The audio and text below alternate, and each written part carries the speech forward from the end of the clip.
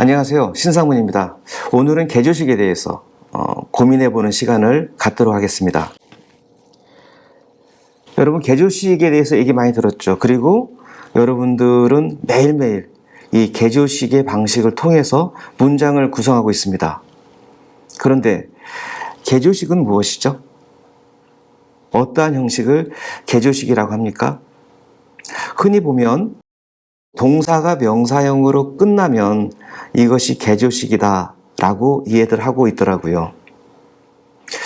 사실은 그렇지 않습니다. 자, 개조식은 왜 활용하게 되었을까요? 제가 나름대로 좀 알아보니까 개조식은 우리나라 공무원들이 쓰는 방식이었어요. 공무원은 국가조직은 우리나라에서 가장 큰 조직입니다. 그러다 보니까 이 커뮤니케이션 하는 그런 속도가 굉장히 중요하고 정확성이 중요합니다. 빨리빨리 이해하고 빨리빨리 소통하는 거예요.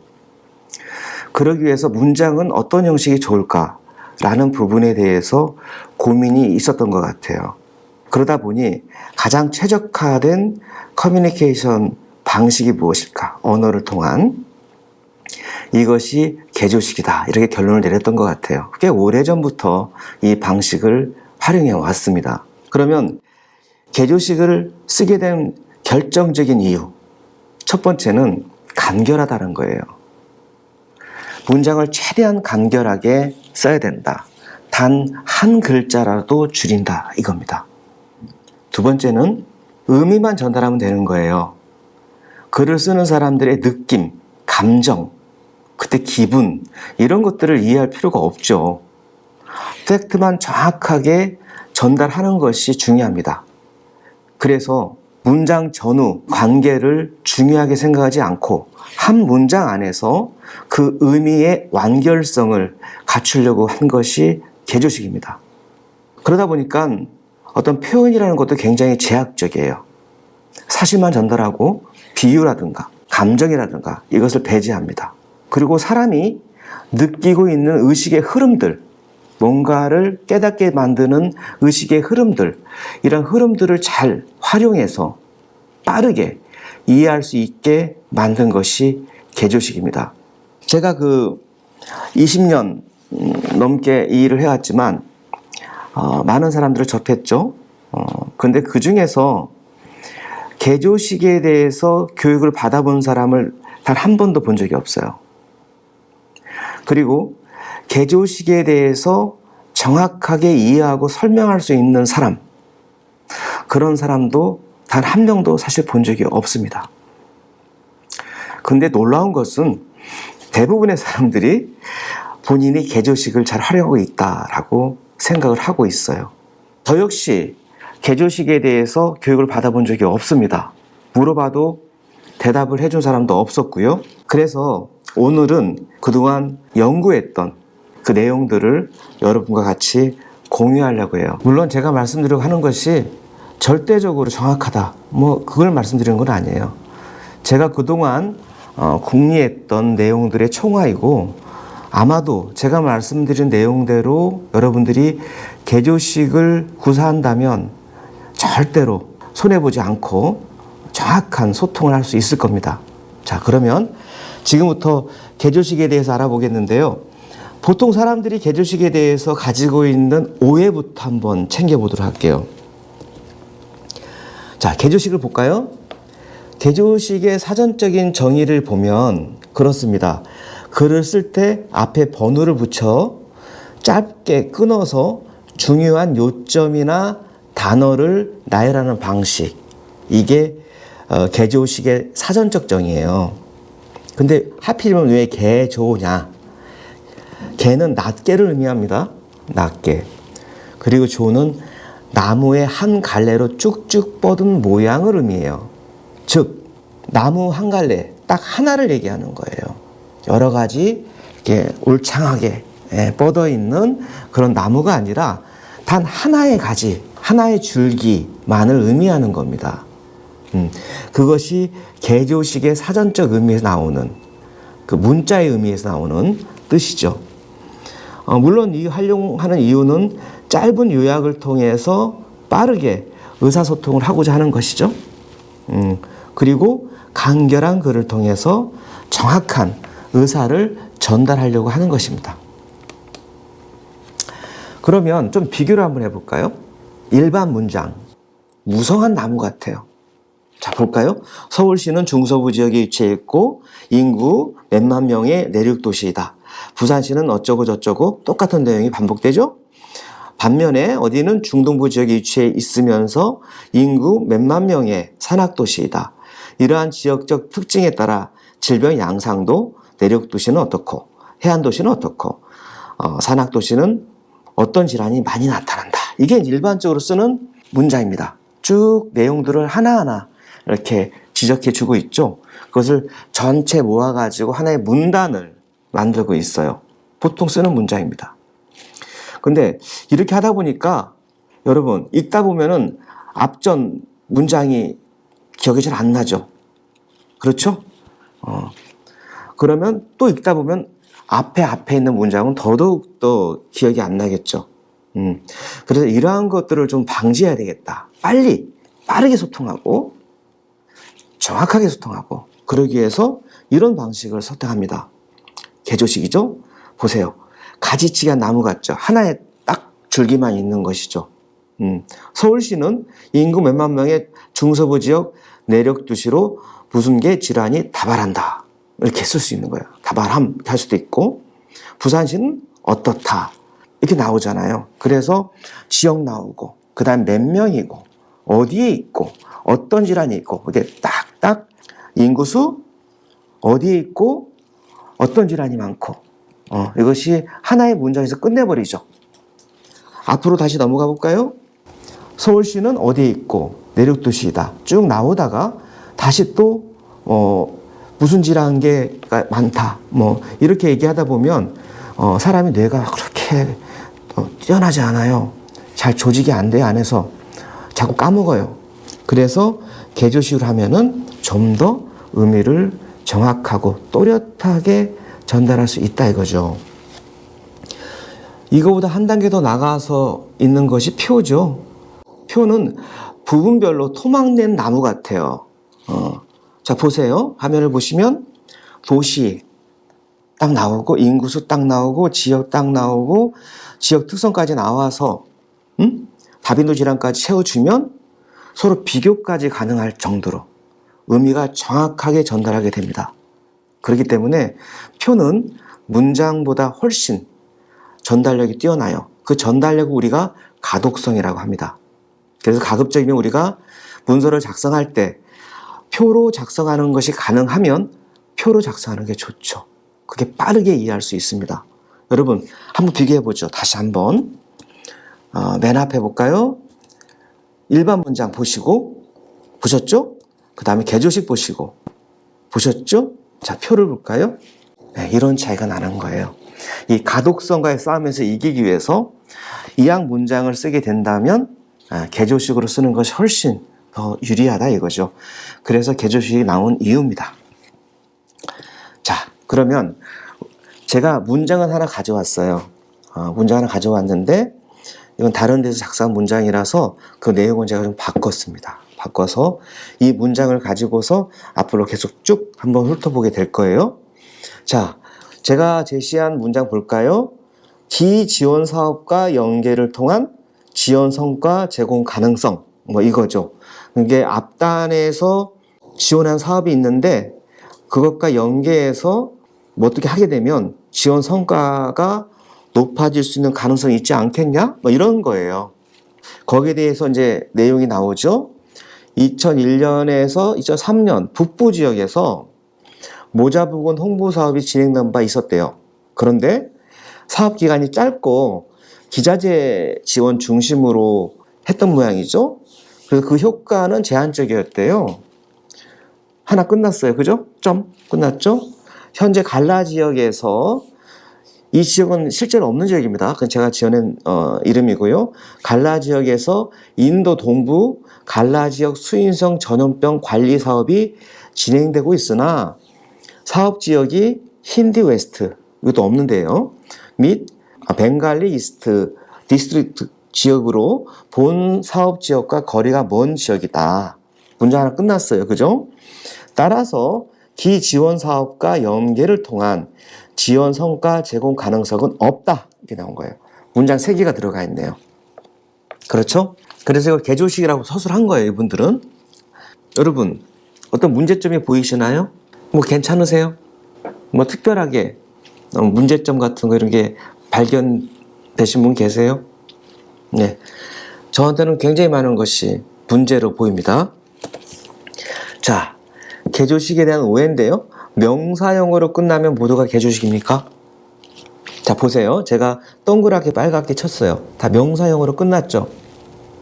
그쵸? 그러면 이 명사형을 흔히 우리 쓰는 방식으로 제한적이다, 지역이다, 가능성은 없다라고 썼어요. 뭐가 다르죠? 일반 문장과 앞서 개조식이라고 썼던 이 문장이 뭐가 다릅니까? 제한적이다를 이다로 쓰지 않고 임으로 써가지고 한자 줄인 거, 지역이다를 지역임 해가지고 한자 줄인 거, 그래서 개조식?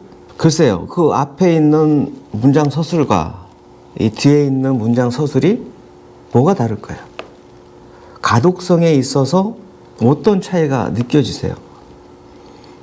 아까 지역이다를 지역임 해서 여러분들 쉽게 더 잘 읽혔다라고 느껴지셨습니까? 그러면 이것은 생각을 달리 해봐야 되는 거예요. 자, 좀 더 나가볼까요? 자, 지금 보면은 여기 아까 몇 개의 문장이 들어갔죠? 3개. 3개의 문장이 들어갔죠? 그렇죠? 네, 3개의 문장이 들어가 있습니다. 과연 개조식은 이렇게 하나의 문단 안에 몇 개의 문장이 같이 꾸려 들어갈 수 있겠는가 이겁니다. 없습니다. 절대로 개조식은 한 문단 안에 1개 이상 문장이 들어갈 수 없어요. 1개까지만 가능합니다. 개조식이잖아요. 줄기가 하나입니다. 문장이 하나여야 되는 거예요. 만약에 한 문단 안에 하나의 문장만 있어야 되는데 2개가 있어. 그것은 개조식이 아니다. 이렇게 이해하시면 됩니다. 그래서 이것은 최소한 이 정도 3개로 끊어줘야 돼요. 개조식의 특징은요, 문단과 문장이 일치해요. 왜? 문단에는 하나의 문장만 있으니까. 그래서 2개의 문장이 이어서 점 찍고 그다음 또 이어서 갈 수 없습니다. 반드시 하나의 문장을 써야 됩니다. 최소한 이 정도는 써줘야 되는 거예요. 이게 가장 기초입니다. 아시겠죠? 2번째, 문장 앞에 연결어가 올 수 있다.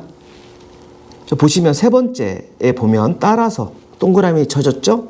따라서 이렇게 써 있죠. 이것은 뭐냐면 앞 문장을 이어서 뒤가 온 거예요. 그러면 각각의 문장들이 독립적으로 존재하는 게 아니라 이어져 있네요. 그렇죠? 그러면 그것은 개조식이 아닙니다. 근데 많이들 써요. 이거 쓴다고 해서 뭐 큰일이 발생하는 건 아니죠. 하지만 엄밀하게 놓고 보면 개조식은 문장과 문장을 이어주는 연결을 쓰지 않는 것이 맞습니다.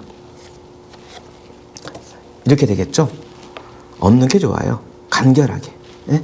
최소한 이 정도로 가주는 게 좋습니다. 그리고 실제로 따라서를 쓰지 않는다 하더라도요, 의미 전달에 아무런 지장이 없어요. 그렇죠? 최소한 이 정도까지 가야 됩니다. 그러면 맨 처음에 봤던 그 문장하고 지금하고 차이가 생겼죠. 연결어가 사라졌어요. 2번째, 한 문단에는 하나의 문장만 들어가게 됐죠. 최소한의 개조식의 조건을 지금 맞춰가고 있는 겁니다. 자, 또 볼까요? 개조식에 대한 오해. 미괄식 서술이 개조식이 될 수 있다? 어떻게 생각하세요? 미괄식은 뭡니까? 한 문단 안에서 예시, 나열, 전개되어 온 부분들을 집약해서 주제문, 다시 말해서 결론이 될 수 있겠죠? 그것이 문단 끝에 자리를 잡습니다. 이것을 미괄식이라고 하죠. 대부분 보면은 미괄식 문장들을 습관적으로 많이 쓰게 돼요. 우리 카페에서 친구들하고 대화를 나눠보세요. 대화를 나눠보면은 주제에 해당되는 내용이 뒤에 나오죠. 그쵸? 재밌는 얘기 막 하고 하다가 궁금하잖아요. 결론이 어떻게 될지. 그래서 그 얘기에 몰입하죠. 그리고 맨 마지막에 결론에 해당되는 주제에 대한 얘기를 하게 되죠. 그렇죠? 그래서 글을 쓸 때 미갈식으로 쓰는 습관들이 있어요. 여러분, 제가 보고를 받을 때 가장 힘들 게 뭔지 아세요? 미갈식 보고예요. 분명히 결론만 딱 들으면 1초면 끝날 얘기가 1분, 5분, 10분 가는 경우가 많거든요. 저처럼 성질이 급한 사람은 뭐라고 그래요? 중간에. 그래서요? 라고 물어요. 그래서 빨리 결론을 이끌어내버려요. 가장 듣고 싶은 것은 주제문이잖아요. 네. 근데 보고를 그렇게 하지 않고 계속 그냥 보완적인 설명들을 앞에서 계속 해놓고 나중에 결론을 얘기하려고 하는 거죠. 일을 할 때는 참 답답한 방식이에요. 글도 마찬가지죠. 두 가지씩은 뭡니까? 반대로 한 문단 안에서 주제문, 중심문이 문단 머리에 자리를 잡죠.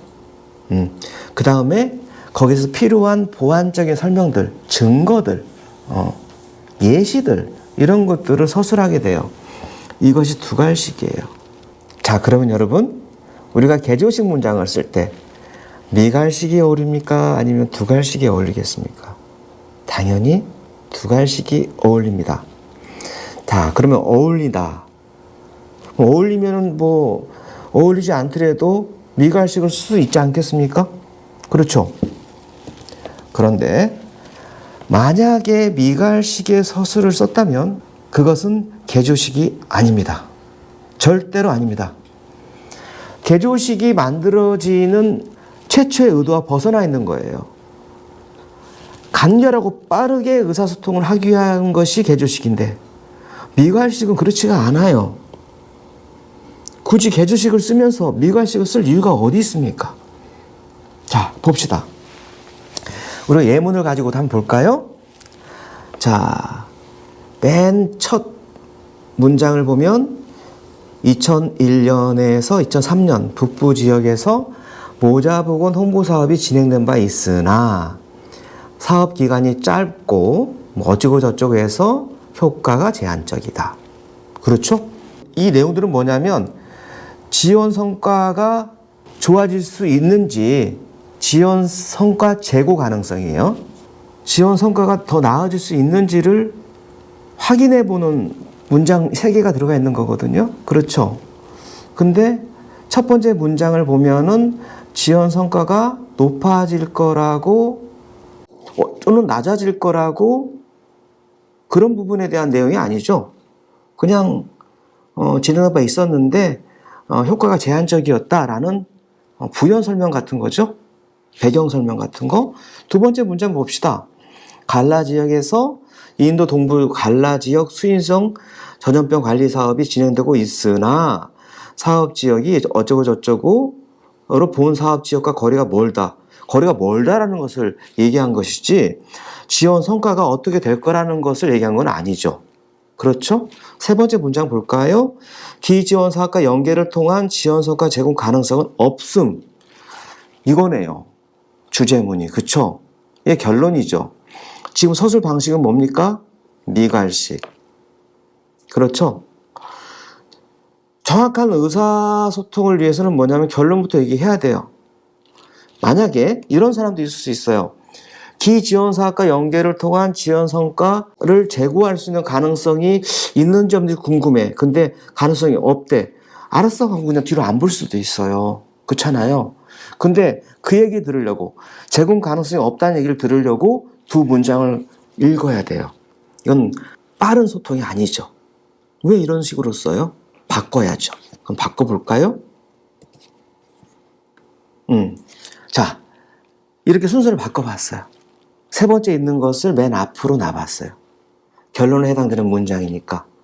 그러면 한번 이 글을 한번 읽어보세요. 기지원사과 연계를 통한 지원 성과 제고 가능성은 없다. 알았어. 넘어갈 수 있잖아요. 그리고 없다라는 결론을 듣고 왜 없지? 있을 것 같기도 한데 라고 하는 문제의식을 가지고 두 번째, 세 번째의 보완적인 문장을 읽게 되는 거잖아요. 그렇겠죠?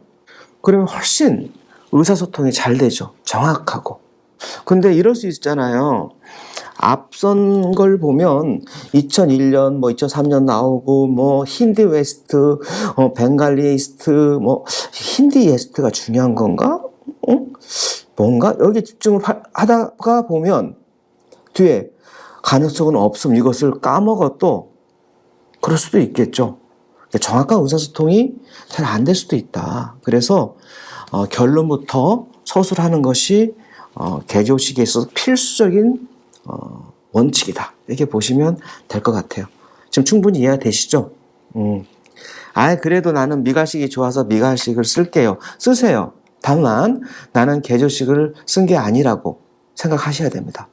개조식을 써야 된다. 개조식이다. 라고 한다면 절대로 미갈식을 써서는 안 됩니다. 네.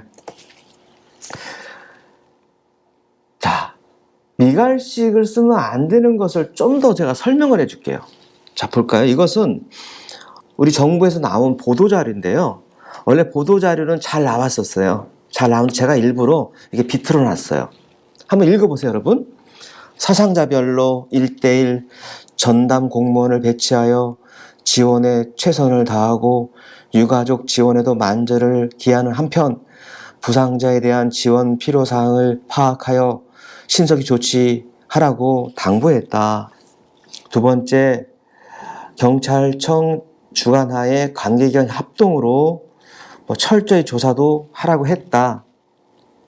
여러분 지금까지 읽는 동안 도대체 뭔 일이 발생했고 왜 이런 행동을 했고 누가 했는지 나옵니까? 안 나와요. 맨 마지막 볼까요? 진영 행정안전부 장관은 경기도 안성시 물류창고 화재 현장에서 16시경 안성소방서장으로부터 상황 보고를 받았어요. 그 상황이구나. 지하층 인명 수색과 추가 구조에 총력을 다할 것과 구조대원의 안전에도 각별히 유의해라 라고 지시를 했대요. 이 내용이에요. 이 결론이에요. 그리고 또 추가적으로 보완적으로 어떻게 하냐면 각별히 유의하는데 총력을 기울이는데 어떻게 총력을 기울이냐. 이것은 사상자별로 1:1 전담 공무원 배치해라. 유가족 지원해라. 부상자에 대한 것은 필요사항을 파악해서 신속히 조치해라. 구체적인 내용들이 나오잖아요. 세 번째 문장에 대한 보완적인 설명이죠. 이 순서를 바꿔서 세 번째 글을 맨 위에 놓으면 이 두 번째, 세 번째는 안 읽어도 될 뿐더러 읽더라도 빨리 들어오죠. 상황이 이미 파악이 됐으니까. 그쵸? 이렇게 순서가 굉장히 중요합니다. 그렇죠? 그래서 결론에 해당되는 부분들을 맨 앞에 올린다. 이것은 철칙입니다. 철칙.